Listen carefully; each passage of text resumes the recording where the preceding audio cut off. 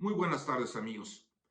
Me siento muy afortunado de poder platicar con ustedes el día de hoy en esta cápsula respecto de un tema que me parece muy importante para efecto de que nosotros podamos construir una defensa fiscal adecuada.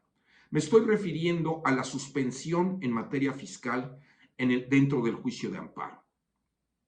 El juicio de amparo tiene la peculiaridad de ser no un recurso, esto que quede claro, es una instancia totalmente autónoma. Quien todavía dice que el juicio de amparo es un recurso, pues definitivamente no lo conoce. Es una instancia autónoma con reglas que le son propias, que no comparte con ninguna otra instancia de defensa y consecuentemente es un juicio autónomo. Desde luego, esto da lugar a que las reglas que aplican para el otorgamiento de la suspensión en materia de juicio de garantías, pues son reglas que únicamente le son propias a la instancia del juicio de amparo, que tampoco las comparte con otras figuras jurídicas como podría ser el juicio contencioso administrativo, y mucho menos con un recurso en sede administrativa. Quizás algunos lineamientos se retomen por estas instancias ordinarias, pero siempre vamos a encontrar la autonomía y la especificación al momento de otorgar una suspensión en materia fiscal como consecuencia de la interposición de un juicio de amparo. Yo quiero hacer énfasis en un aspecto relevante. El tiempo no me da para más.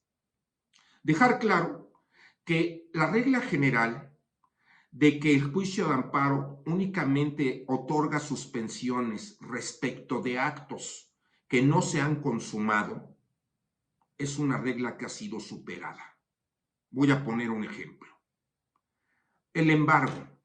El embargo tradicionalmente se consideró como un acto que al momento en que se ejecutaba se consumaba y no había manera de obtener una suspensión, es decir, el levantamiento de la traba de ese embargo, sino hasta el momento que se dictase una sentencia definitiva.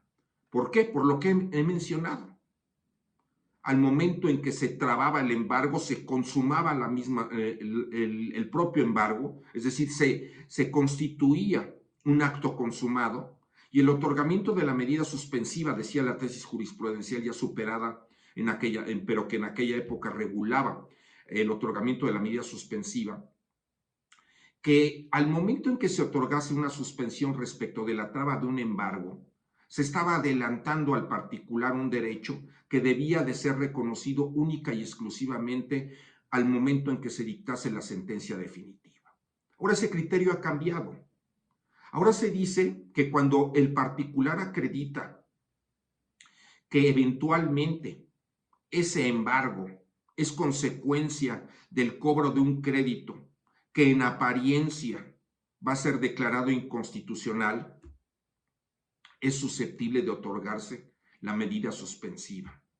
Que una vez que el juez lleva a cabo un análisis superficial, un análisis incipiente, incluso con carencia de elementos de convicción fehacientes y concretos, puede otorgar una medida suspensiva. Esto se conoce como la apariencia del buen derecho y peligro en la demora.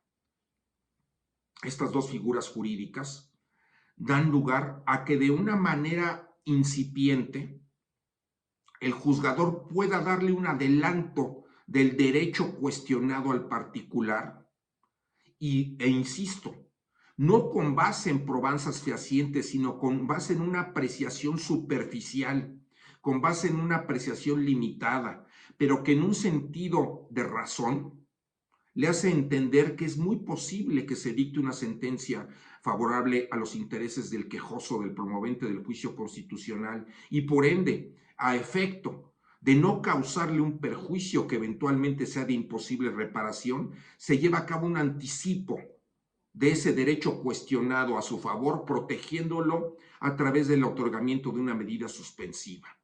Aquí hay que destacar un punto importante. La medida suspensiva en materia fiscal se otorga con base en la argumentación que realiza el quejoso, desde luego a través de su representante legal o por medio de su representante legal. Es el postulante el que tiene la responsabilidad de llevar a cabo una alegación, una argumentación sólida, coherente, elocuente, para que el ánimo del juez se incline a otorgarnos esa medida suspensiva.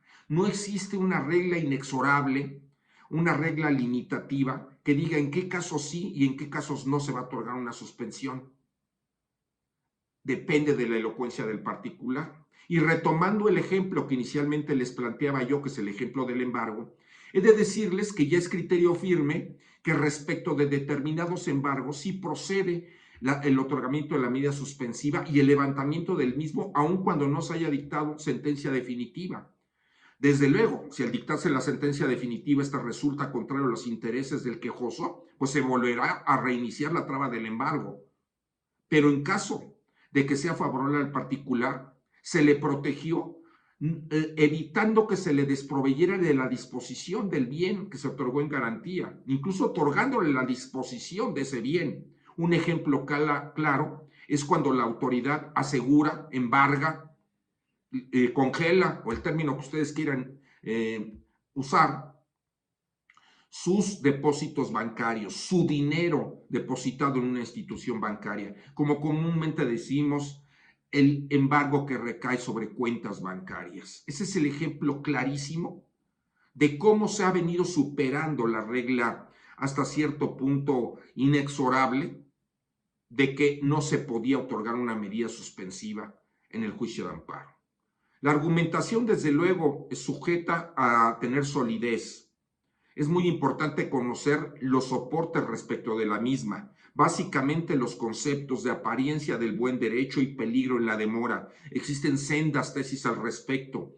Únicamente basta con que ustedes las busquen en el Semanario Judicial de la Federación y van a encontrar distintos criterios vigentes y referidos a casos concretos, como el que ahora me estoy refiriendo, que es el de las cuentas bancarias. Espero haber planteado de manera inicial un punto importante de cómo opera la suspensión en materia fiscal.